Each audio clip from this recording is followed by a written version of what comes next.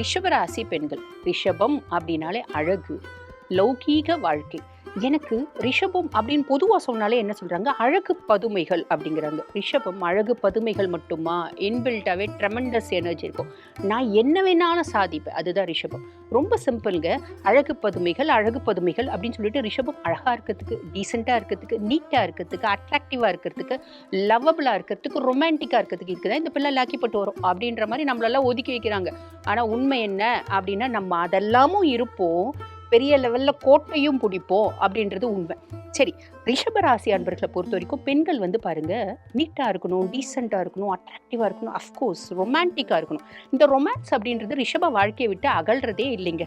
60 வயசு ரிஷபத்துக்கு கூட ரொமான்ஸ் தேவை, அன்பு தேவை, எப்பயுமே சாயறதுக்கு ஒரு தோல் தேவை. அதுதான் ரிஷபம். அப்ப காமத்தை நோக்கி போறாங்களா? கிடையாது. உண்மையான காதலை நோக்கி போறாங்க அப்படின்றதுதான் நிதர்சனமான உண்மை.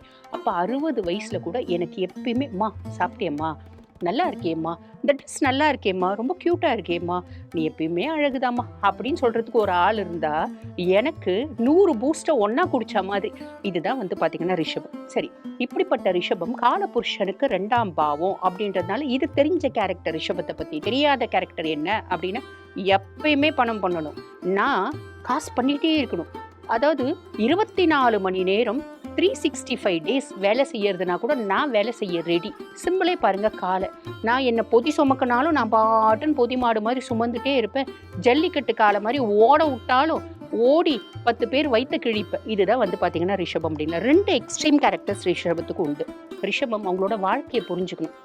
நம்மளோட வாழ்க்கை லவ்வை நோக்கி போல, ரொமான்ஸை நோக்கி போல, நம்மளோட வாழ்க்கை உண்மையான அன்பை தேடி தேடி தேடி தேடி நம்ம வாழ்க்கையை கெடுத்துக்க கூடாது அப்படின்றது தெளிவாக புரிக்கணும். அப்போ ரிஷபத்தினோட வாழ்க்கை எதை நோக்கி?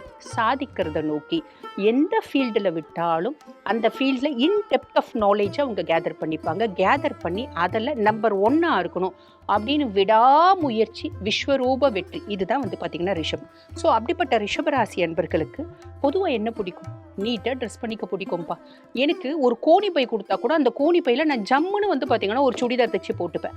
அந்த கோணி பைக்கு மேட்சிங்கான அக்சசரிஸ் போட்டுப்பேன்.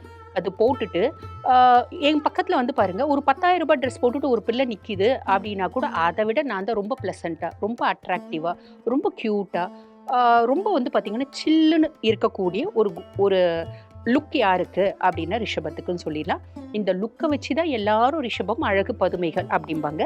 இது பாருங்க, இப்போ கம்பேட்டபிலிட்டி பார்க்கும்போது ரிஷபராசி பிள்ளையை சொல்கிறோன்னு வச்சுக்கோங்களேன். இந்த பிள்ளை பாருங்கள் ரிஷபமாக இருக்குது. நான் ரிஷபத்தை ரொம்பவே சப்போர்ட் பண்ணுவேன். சொல்லுவேன், ரிஷபமாக இருக்குது இந்த பிள்ளை, ரொம்ப நல்ல பிள்ளையாக இருக்கும், குடும்பத்தை இணைச்சே வைக்கும், குடும்பத்தை பிரிக்கவே பிரிக்காது. குடும்பத்தை பிரிக்கிறதுலாம் ரிஷபத்துக்கு தெரியவே தெரியாது. குடும்பத்தை பிரிக்கிறது மட்டும் இல்லைங்க, எந்த தப்பான செயல் செய்யவும் ரிஷபத்துக்கு தெரியாது. சாதுரியம், டாக்டிக்ஸ், இது எதுவுமே ரிஷபத்துக்கு தெரியாது.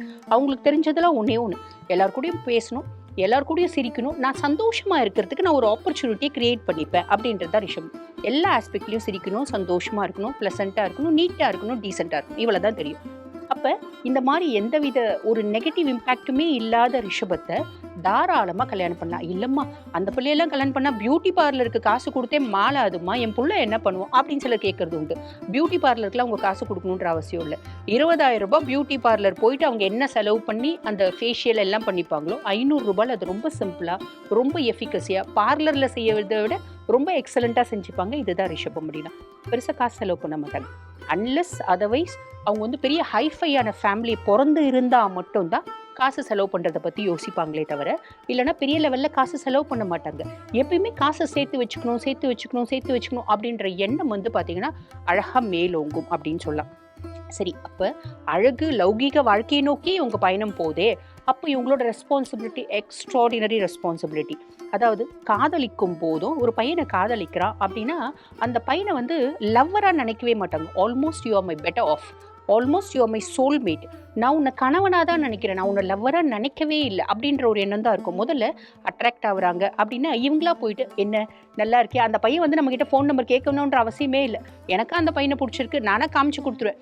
எனக்கு உன்னை பிடிச்சிருக்கு அப்படின்றத காமிச்சு கொடுத்து அவன் பார்க்கும்போதே ப்ளஷ் ஆகி அவன் ஃபோன் நம்பர் வாங்கி ஏகப்பட்ட மெசேஜஸ் எல்லாம் அடிப்பேன். அந்த பையனை கல்யாணம் பண்ணிக்கணும்னு நினைப்பேன், சாலிடாக கல்யாணம் பண்ணிப்பேன். அதாவது எப்படி அப்படின்னா, உருகி உருகி லவ் பண்ணுறது, உருகி உருகி உறவாக பழகிறது, உருகி உருகி வந்து பார்த்திங்கன்னா அந்த பொறப்பே அந்த பையனுக்காக தான் அப்படின்னு நினைக்கிறது எல்லாமே ரிஷபத்துக்கிட்ட விட்டு. திருமணமான பின்னாடி ஐயோ மை ரெஸ்பான்சிபிலிட்டி, உனக்காக தான் நான் பிறந்திருக்கேன், உனக்காக தான் நான் வாழ, நீ இல்லைன்னு செத்து போயிடு. நட்புலையும் அந்த உண்மையான நட்பு, நேர்த்தியான நட்பு எதிர்பார்க்கக்கூடியவங்க யாரு அப்படின்னா ரிஷபம். யாராவது நல்லா பழகிட்டு ஏமாத்துறாங்க அப்படின்னு தெரிஞ்ச மனசு தாங்காது, அதுலேருந்து வெளியே வர்றதுக்கு ரொம்ப நாள் ஆகும் அப்படின்னு சொல்லலாம். நட்புக்கே அப்படி லவ் பண்ணிட்டு ஏமாத்திட்டுறாங்க அப்படின்னா இந்த கையை பிளேடை வச்சு கிழிச்சு கிழிச்சு கிழிச்சு கிழிச்சு சில பொண்ணுங்க இருக்கும், பார்த்துருப்பீங்க. இந்த மாதிரி சூசைட் அட்டம் பண்ணுறதெல்லாம் யாரு அப்படின்னா ரிஷபம். மனசு எப்பயுமே புத்தின்னு ஒன்று இருக்குது, அதை நம்ம கேட்கணும் அப்படின்றத அவங்களுக்கு புரியவே புரியாது. மனசு சொல்கிற பேச்சையே கேட்டுட்டு இருப்பாங்க. ஆனால் ரிஷபம் 60 வயசுல இதை புரிஞ்சுக்காதவங்களும் உண்டு, 50 வயசுல புரிஞ்சுக்காதவங்களும் உண்டு. நம்ம வாழ்க்கை சாதிக்கிறதுக்கு உண்மையான அன்பு, அன்கண்டிஷனல் லவ்வை நோக்கி நம்ம ஓடக்கூடாது, அது இந்த உலகத்திலேயே இல்லை அப்படின்னு உங்களுக்கு தெரிஞ்சிருச்சு அப்படின்னா ரொம்ப ஈஸி. நீங்கள் அடுத்த க்ஷணம் சாதிக்க புறப்படுவீங்க, சாதிச்சும் தீருவீங்க அப்படின்னு சொல்லலாம். சாதிக்க நீங்கள் புறப்படணும் அப்படின்னு நினச்சிங்கன்னா வானமே உங்களுக்கு இல்லை. சரி, அப்படிப்பட்ட ரிஷபராசி அன்பர்கள் திருமணம் பண்ணிக்கிறாங்க அப்படின்போது கணவருக்கு நல்ல மனைவியா, மாமனார் மாமியாருக்கு நல்ல மருமகளா, குழந்தைங்கன்னா உயிர். குழந்தைக்காக முதல்ல கணவன் கிட்ட ரொம்ப பாசம் எதிர்பார்த்தேன், பெருசாக எனக்கு கிடைக்கலம்மா.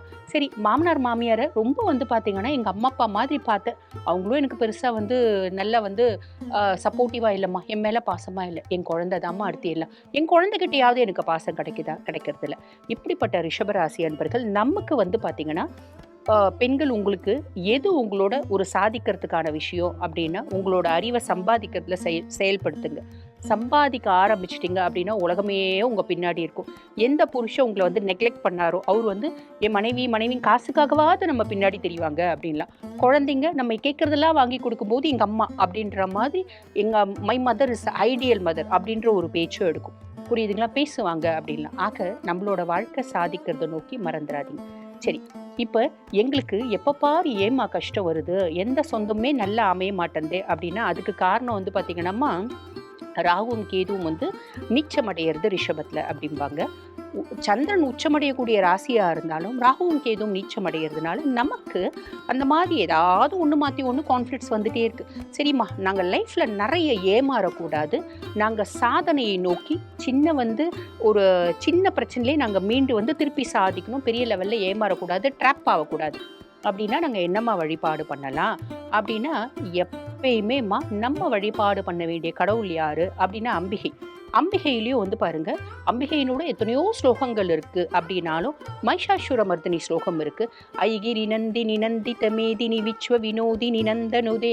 அதை பாடும்போதே நமக்குள்ள ஒரு உத்வேகம், ஒரு ட்ரெமெண்டஸ் எனர்ஜி அப்படின்றது கிடைக்கும். ஆக நம்ம மைஷாசுரமர்தினி ஸ்லோகம் பாராயணம் பண்றோம் அப்படின்னு it's a Mantra for success.